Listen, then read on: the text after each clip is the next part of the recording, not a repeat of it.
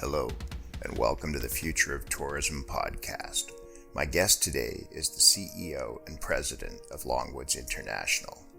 My friend and mentor, Bill Siegel, established Longwoods in 1978 as a market research consultancy and made it his mission to develop tools for the research industry that addressed the needs of marketers and senior decision makers. And over the next 40 years, he did just that. And frankly, he changed the way we look at research in the tourism industry. In 2019, Bill shifted from his usual turbo boost mode to his regular high-speed setting, and he set his sights on one of the best and the brightest in the industry to take the helm at Longwoods. He set his sights on former Ohio State Tourism Director Amir Eylon.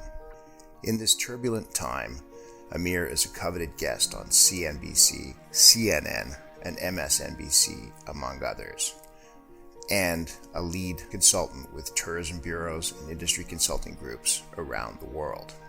I am honored that he would make time for us today, and I will say, personally, he is one of my favorite people to talk with about the future of this vital industry. In the last month, Longwoods has shifted gears and taken one of their biggest franchises, the U.S. Travel Sentiment Survey, and adapted it to serve the industry real time in the middle of this crisis. As Amir said to me last week, at Longwoods, our sole purpose is to be helpers. Good morning, Amir. How are you, and what's it like where you are? Well, good morning, David. Boy, I feel honored by that great introduction. I'm doing very, very well. Considering our Ohio's first phases of reopening are starting to happen, and rumor has it, as of next Friday, a week from today, this recording, I am able to get my hair cut. So I'm ecstatic. Fair enough. Fair enough. We've been locked up for a fair bit of time, and that's given us pause for thought. I want to talk to you about the most recent U.S. travel intentions intelligence, and I know our peers want to hear it. But first, when we talked last week, you said something that was provocative, insightful, and at the same time, I'm sure, difficult and painful for a lot of destinations and DMOs to accept. But I want to be clear. I think it's so very essential that we embrace it and move on. You said every DMO needs to stop thinking about where they've been and find the clarity to figure out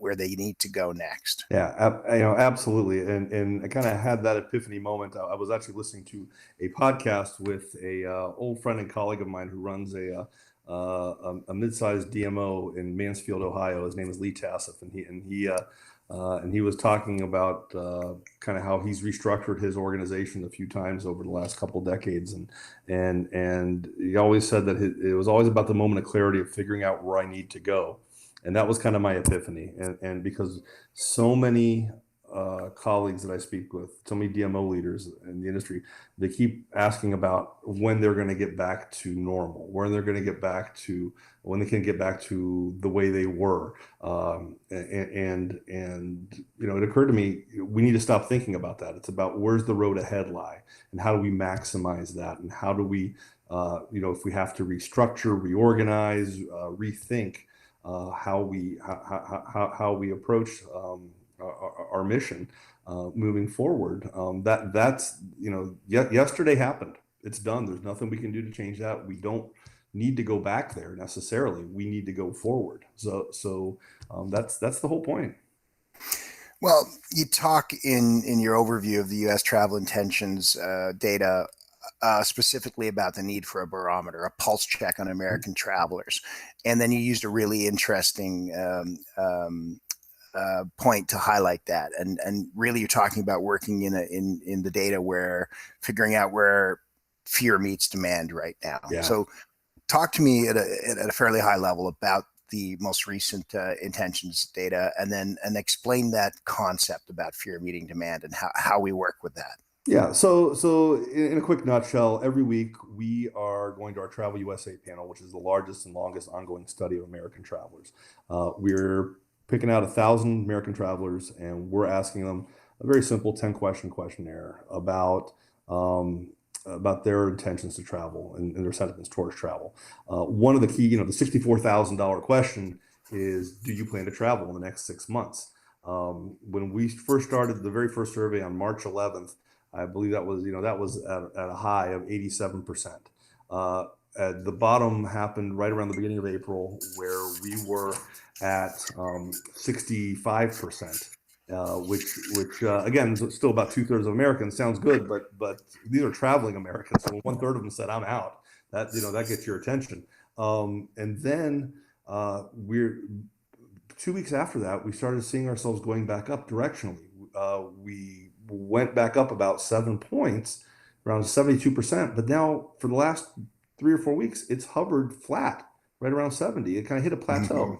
And at the same time, we started asking other questions, taking a look at what when do they feel safe to travel? They said, when Dr. Fauci, when the federal officials tell us we feel safe to travel. Okay, great. We not when the Disneyland opens up necessarily, not when the when my local officials tell me it's safe. I got to hear it from the highest health authorities. There, we start asking them about what the first trip is when it's okay to do so. What's the first not essential trip you're going to take? And over half are telling us it's visiting friends and relatives because they felt disconnected. And most of them, and no surprise there, 3/4 are going to take it by car.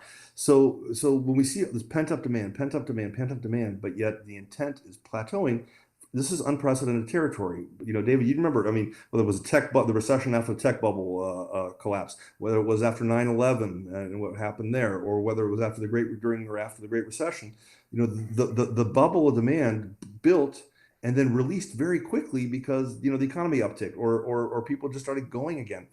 Now we have this pandemic, and that bubble is running right into the wall of fear in there. You hear it in the media. It's we're reopening, yay, rejoice, or starting to reopen, rejoice, and then there's all that discussion immediately about, wait, are we reopening too quickly?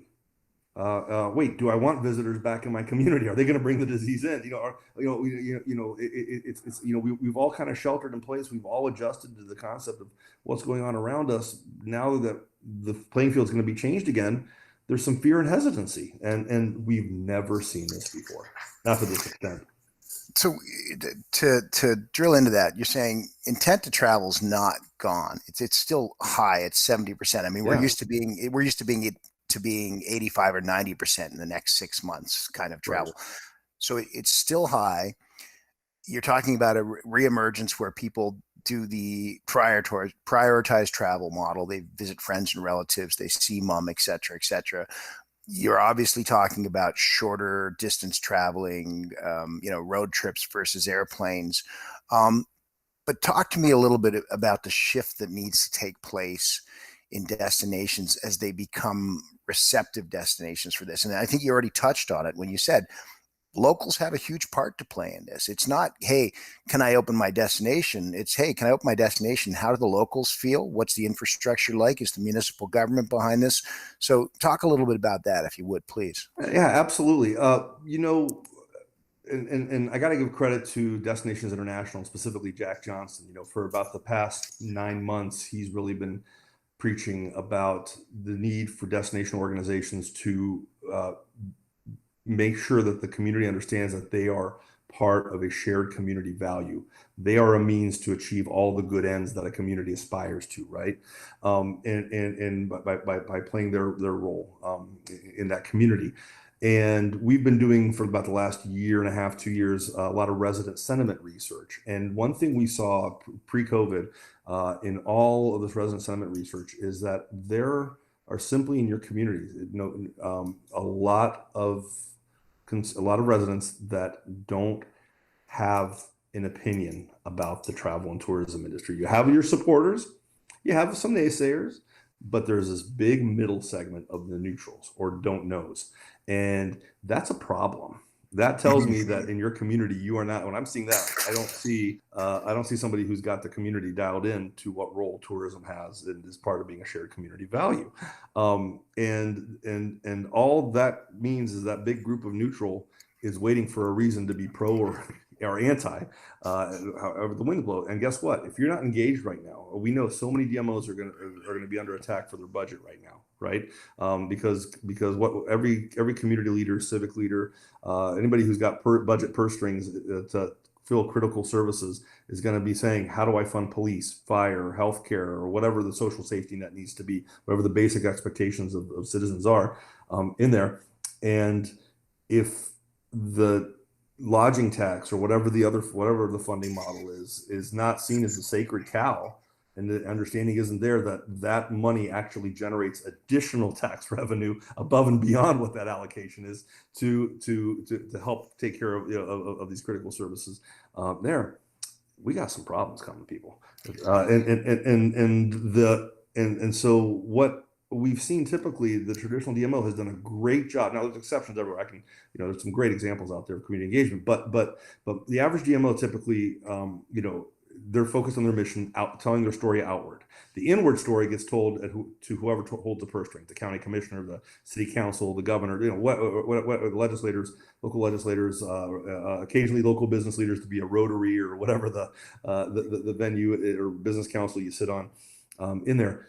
But how many DMOs are really going to the community where the community gathers? Are we at the school board meetings? Are we at the church town halls? Are we at all those other things?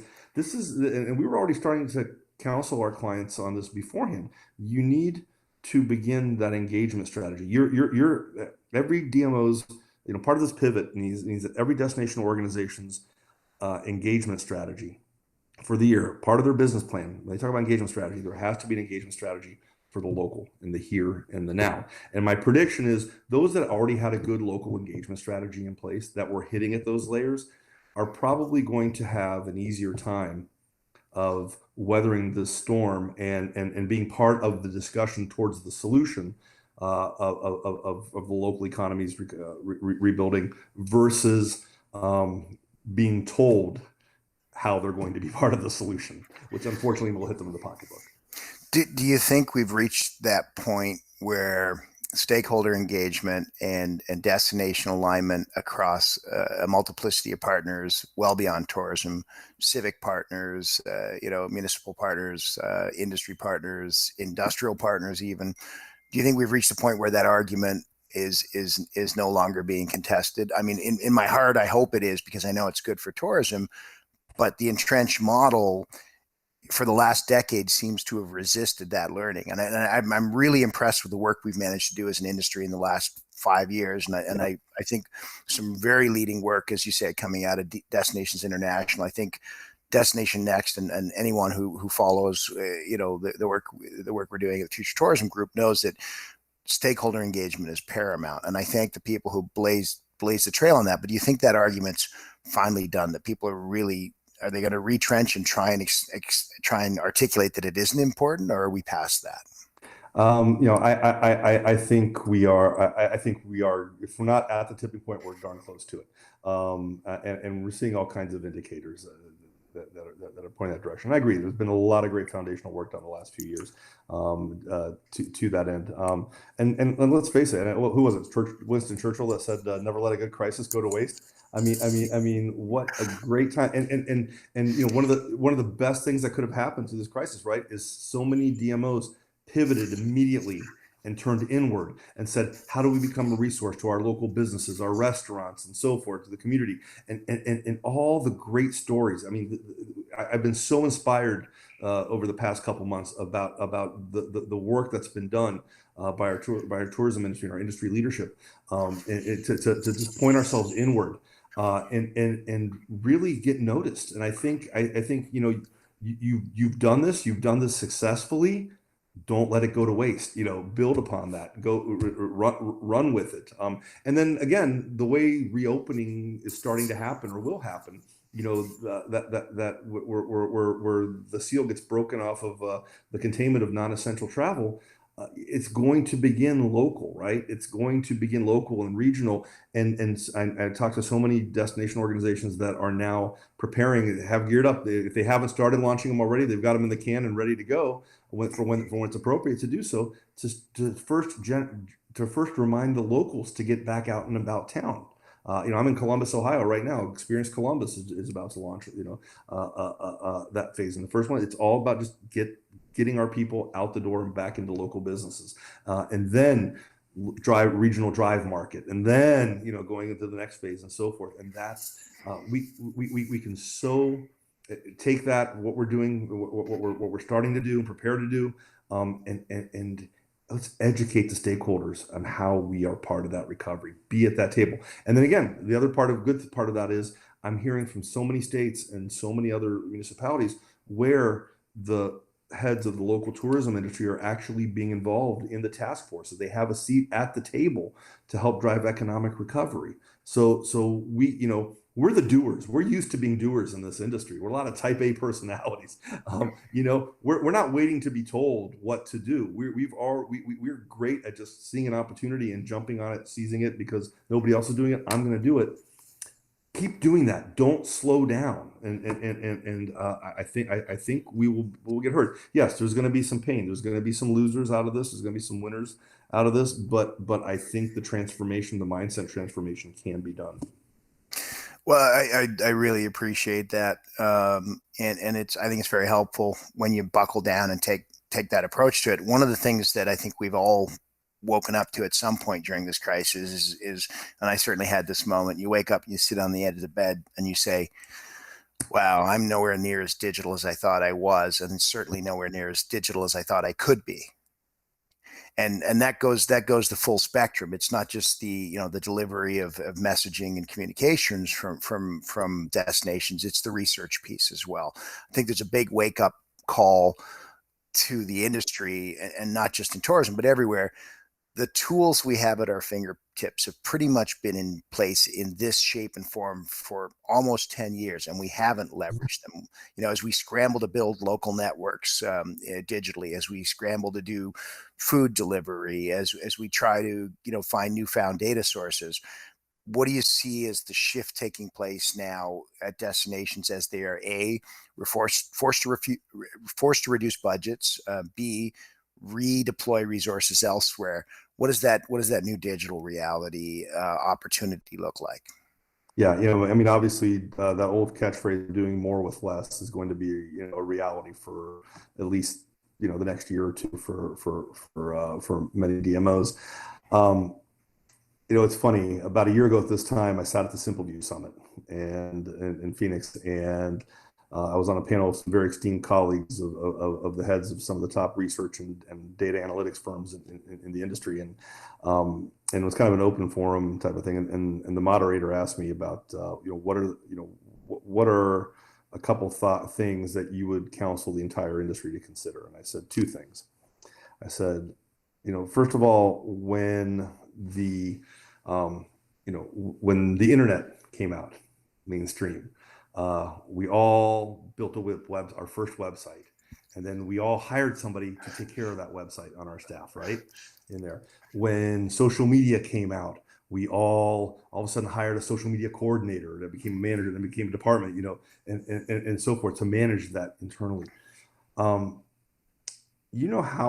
few DMOs have a research manager, a research director, let alone a simple data analyst? As you said, David, there are so many tools, so many great tools, and it's not one tool that builds you the roadmap. You have to overlay, you have to triangulate, these things together, and you have to look at, everything holistic. To get a holistic picture, you got to put all the pieces of the puzzle together. How is it, you're making multi-million-dollar decisions, and you don't have, and you haven't eked out the capacity to bring on an analyst to help pull the data sources together, and whether you're getting from me, from 5 other sources, wherever, and tell that story. So I think the DMO of today / tomorrow, as they begin to reorganize and rebuild, really needs to have a data analyst at least, or somebody to help pull those pieces together. And the second thing I said at the summit was, and until you have those resources, or if you don't have those resources, insist that your suppliers collaborate to do that. And great news is, most of us, we really play well in the sandbox together. We love sharing each other's data, but people tend to keep their data so proprietary, to share. And I get that and respect that. But demand that your survey research supplier and your data analytics supplier and your geolocation data supplier and all these guys, that they all look at it together, to get them in rooms, give them permission, empower them. There are some great companies emerging that are doing some really cool things, trying to pull that holistic story. Entrada is doing has emerged to just help meet that end. So you're looking at something tough you guys are doing. Simple View is meeting those ends with holistic dashboards. Tourism Economics is doing all these other companies. We're all talking, collaborating, but we're waiting for you to start doing that. Well, and I've seen that so many times with Longwoods. Even in the last weeks, when I watch you presenting, and it's not on a major U.S. news network, it's usually with a consulting or a development partner, and you're playing, a constituent role there. You said something that really captures my interest in the regional model in Ontario that we worked on for the past decade. One of the most distressing answers to innovation was, well, that would be really hard to measure. And the point being, intuitively, it's right.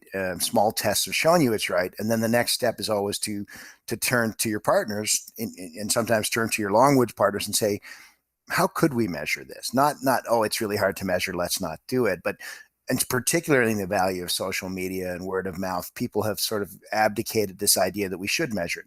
We've got to get better at that, don't we? Yeah, absolutely. It's I think, and the funny thing is that, yeah, sometimes there are things where the solution hasn't been created yet, but we love those challenges, right? And it's not just a Longwoods thing. All these companies, we all love this, and we collaborate. Some of the cool things have some of the best new product innovations for our industry have happened over a couple of minds like you and I sitting in a bar, right? Jotting something down on a napkin, right? So literally,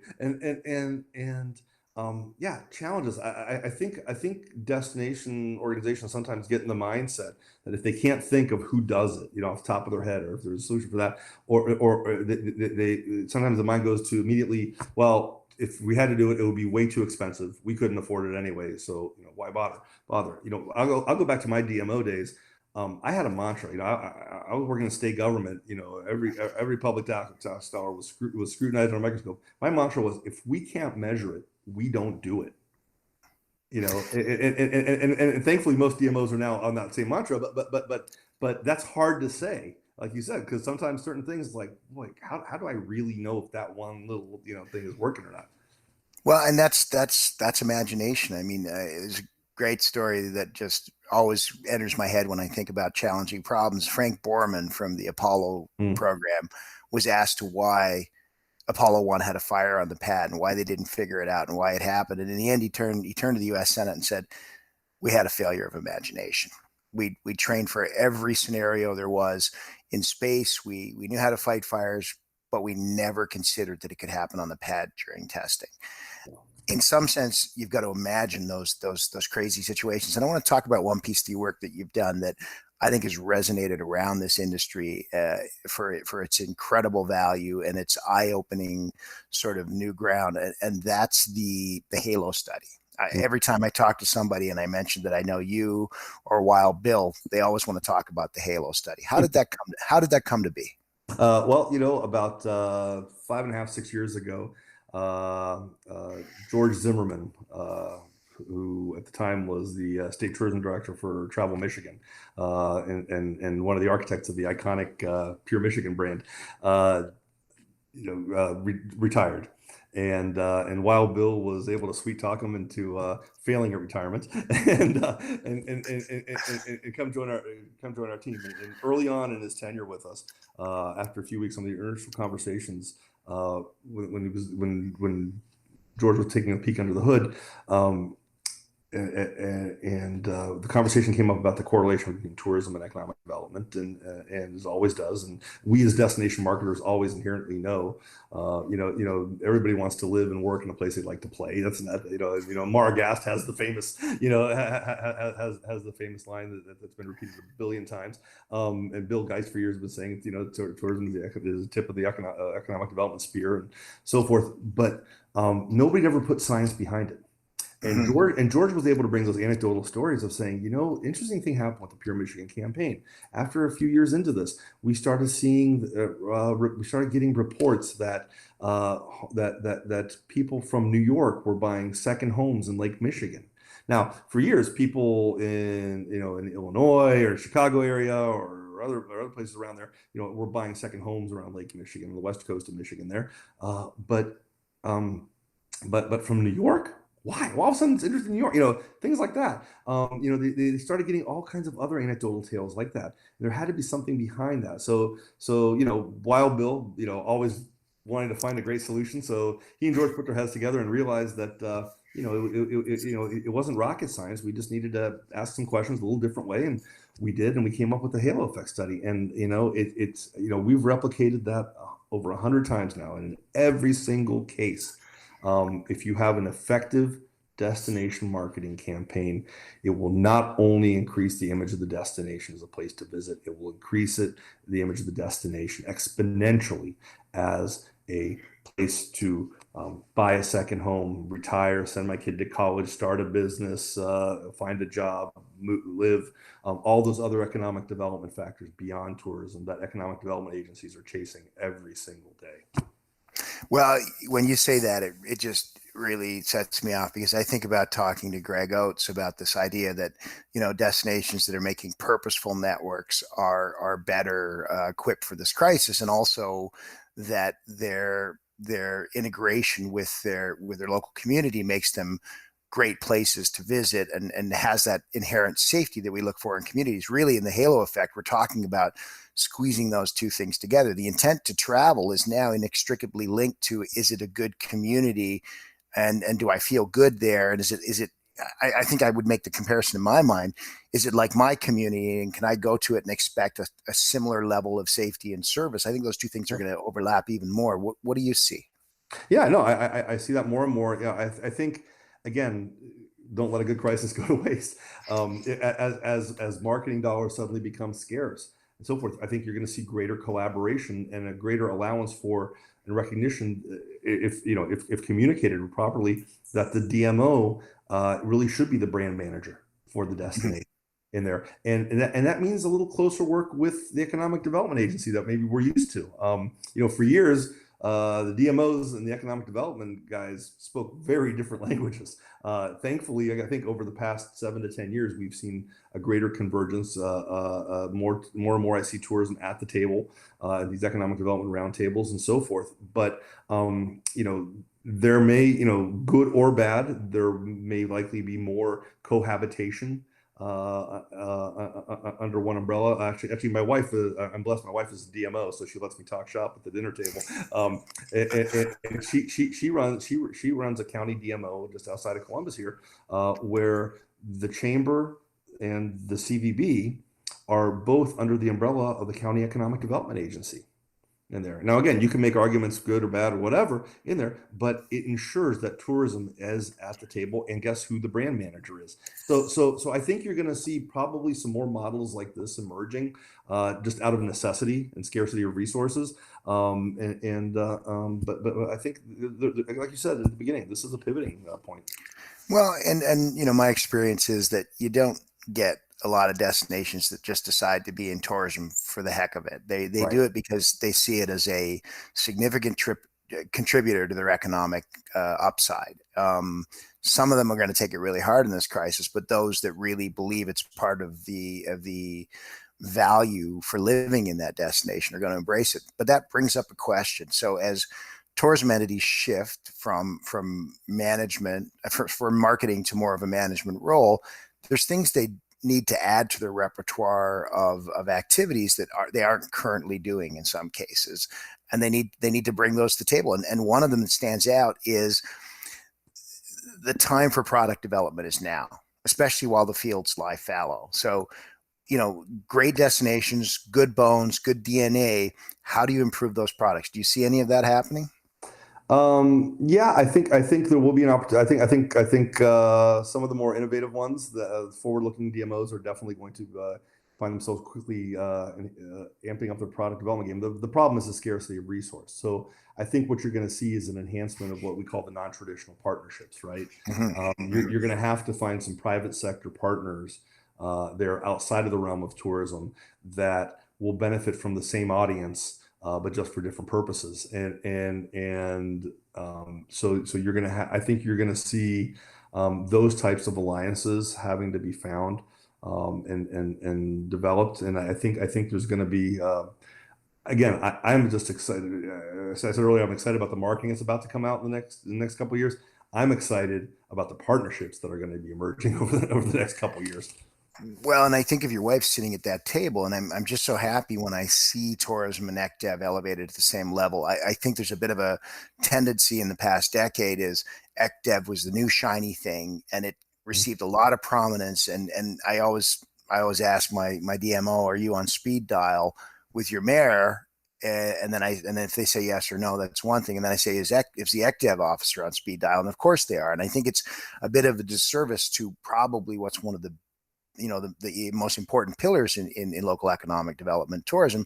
But as they come to that table and I see them achieve that same status, then I see those kind of partnerships emerging around civic priorities, and it could be the redevelopment of a park or the redevelopment of a river or the enhancement of a flagging festival or event.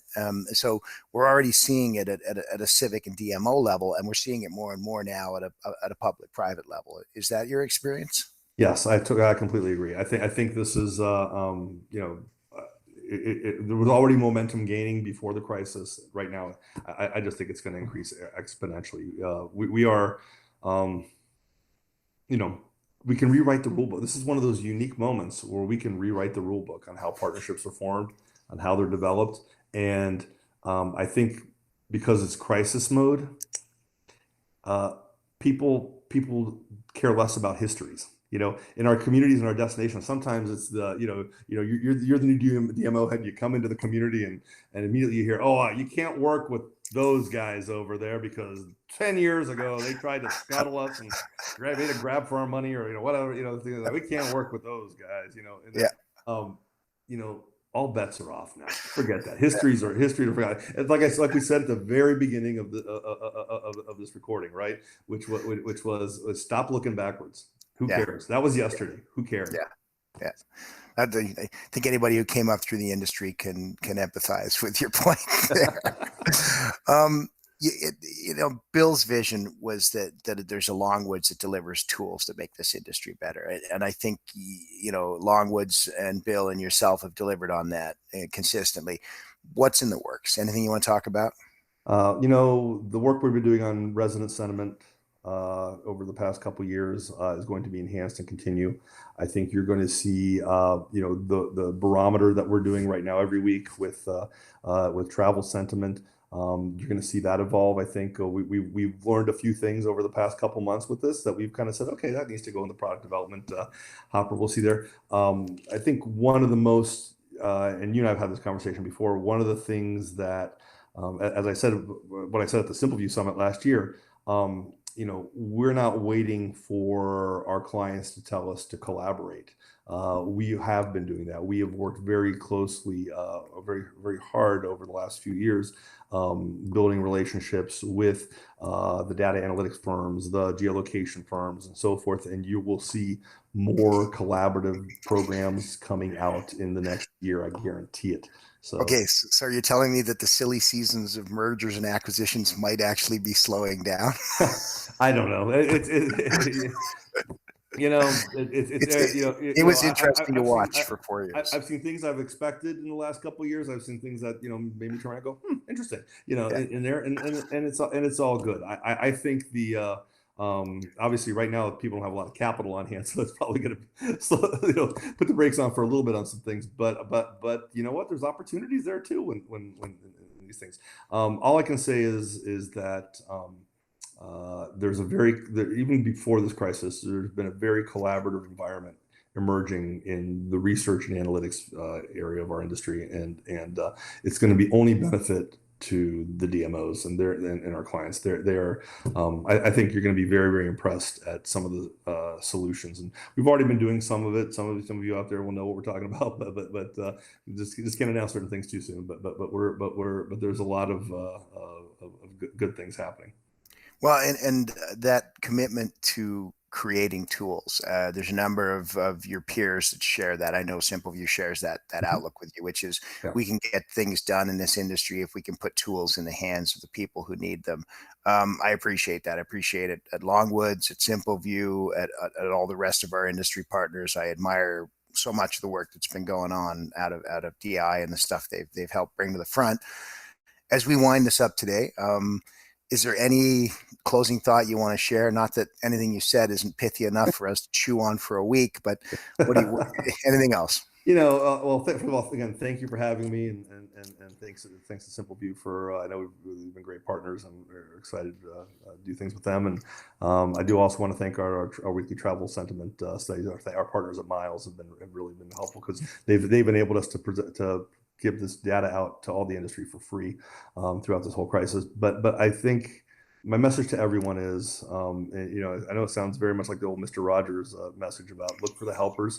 In times of crises, you look for the helpers there. And as you said in the very beginning, again, that was our message to our team from day one of this crisis of right now, we all need to be focused on being helpers. And that's what our industry's done. That's what our clients, that's what the DMOs have been doing. We're all being helpers. Keep that helper mindset on, even as we come out into the recovery. If you keep that helper mindset on, I think a little bit more than the next guy, you're going to find yourself suddenly 3 steps ahead of the next guy. So keep being helpers, please. Well, and just to back you up on that one, I think Longwoods has been a helper to the industry forever. It certainly helped me understand it better, and I so appreciate the work you've been doing. I personally, I love you guys. You are some of the best people to work with.